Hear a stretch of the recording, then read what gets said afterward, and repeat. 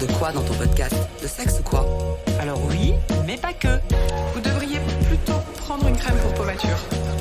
Mais tu vas parler de quoi en fait? Des femmes qui ont la quarantaine flamboyante? Oui, mais pas que. T'es encore vachement bien pour ton âge. Non mais à votre âge, le chien tête baissée, je ne connais pas. Hein. T'es née en quelle année toi? Celle du choc pétrolier. Ah, tu pourrais largement être ma mère en fait. Cette jupe en léopard, je peux la porter?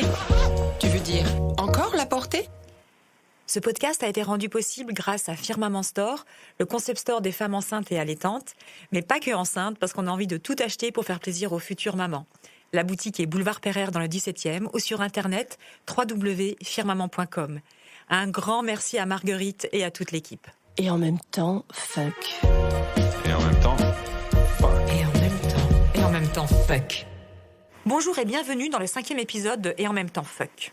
Cette semaine, je vais parler d'une de ces petites phrases, pas celle directement liée à notre âge, mais plutôt à notre parcours de vie. Et celle-là me met dans une rage, même pas sourde, une rage bruyante, filet de bave aux lèvres, prothèse ongulaire, parée à l'attaque. Ces petites phrases données pour mantra, presque comme hygiène de vie. Celles qui traversent nos journées de manière récurrente, qu'on a quasiment admises comme vérité inébranlable, m'accumulées dans le goudron de nos quotidiens. Et je déteste l'inébranlable, comprenne qui veut. Elle est ex aequo avec une autre, impossible de savoir laquelle détient le record de la connerie. On a toujours fait comme ça.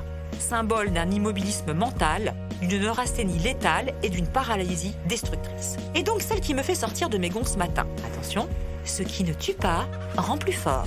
Plus fort que quoi d'abord? Comment énoncer une phrase pareille sans prendre en compte l'état initial dans lequel on se trouve? Déjà, se pose donc la question de nos souffrances. Et bien sûr, je vais parler de nos souffrances de femmes et de la manière dont on peut les gérer. Cette phrase de Nietzsche, issue du crépuscule des idoles, se consacre justement à la possibilité pour une certaine catégorie de personnes, et dans un environnement plutôt guerrier, de dépasser la souffrance afin qu'elle élève plutôt que ne rabaisse. Que vais-je donc dire à cette femme, qui est aussi mon amie, ma sista de cœur, dont les enfants ont été victimes de la fameuse aliénation mentale par un père obsédé par sa rage de nuire? Comment lui dire que ça va la rendre plus forte, qu'on lui ait nié son rôle de mère pour celui d'une femme maltraitante, qu'elle s'est battue de longs mois pour retrouver sa place de maman protectrice, pour stopper les crachats de sa progéniture? Ah oui, bien sûr, elle a trouvé pendant un temps la rage, la force de retrouver sa dignité. Mais qu'en est-il resté après? La bataille a laissé chez elle des traces indélébiles. J'ai lu il y a quelques jours, dans un de nos magazines préférés, une interview de l'auteur de Playboy, Constance Debré, qui, à 40 ans, après avoir fait son coming out à mari et fils, s'est retrouvée accablée de tous les maux. Elle s'est battue, elle aussi, en tant que femme, en tant que mère. Puis elle explique qu'à un moment, elle a laissé son fils partir, s'éloigner. À prendre trop de coups, même une mère peut renoncer à l'amour inconditionnel. Mais c'est mal, c'est tabou. Comment ça, renoncer à l'amour inconditionnel? Mais nous avons été programmés pour enfanter, pour porter la vie, pour aimer jusqu'à mort s'en suive. Mais merde à la fin! Qui nous contraint à cette fatalité d'être une mère aimante toute sa vie, de prendre des coups sans possibilité, non pas de les rendre, mais de les laisser sans aucune résistance physique? Pourquoi y a-t-il abandon de poste quand, justement, on nous enlève le job en question? Quant à mon amie, cette phrase de sa vie lui a enlevé un bout d'elle-même, et ce bout-là ne reviendra pas. A-t-elle été sur une dangereuse tangente au point de renoncer à ses enfants, comme Constance Debré? Je sais pas, peut-être elle l'a fantasmé. Elle a réussi à se battre sans atteindre ce point de non-retour. Mais dire que ça l'a rendue plus forte serait la trahir. Cette femme a été amputée d'une partie d'elle-même, sans possibilité d'une autre greffe. Et je ne crois pas que vivre avec un organe en moins rende plus fort. On vit juste autrement. Et en même temps, fuck. Et en même temps, fuck. Que dire de ces femmes battues par leurs compagnons?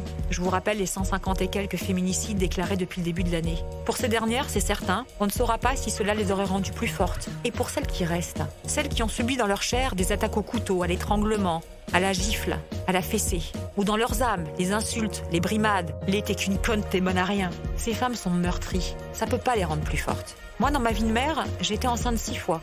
Et vous avez compris que j'ai eu 2 filles. Cela signifie pour moi un avortement à 36 ans, 2 fausses couches et un avortement thérapeutique, car mon bébé de 4 mois dans mon ventre présentait de graves problèmes chromosomiques. À une journée près, j'aurais dû accoucher de cet enfant.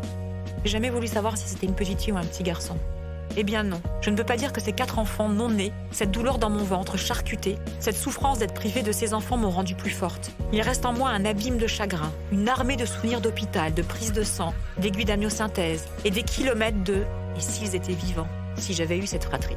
Ça m'a rendue aussi sûrement encore plus mère poule, limite mère lionne envers ma cadette, lui faisant porter malgré moi un poids qui ne la concerne pas. Ce qui ne m'a pas tuée m'a rendue plus faible. Bien sûr, je ne suis pas morte, cela ne m'a pas physiquement tuée, mais je reste sectionnée dans ma chair, sans ses enfants, avec un cœur en césarienne. Résilience, dites-vous. Définition du dico. En physique, c'est la résistance d'un métal à un choc ou la capacité d'une matière à retrouver sa forme originelle suite à une déformation. Par exemple, la mousse à mémoire de forme a une excellente capacité de résilience.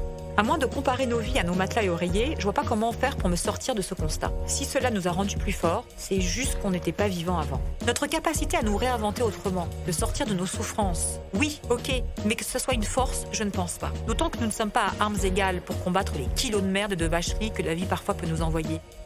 Notre éducation, notre enfance se charge de nous donner les outils ou pas pour combattre d'ailleurs.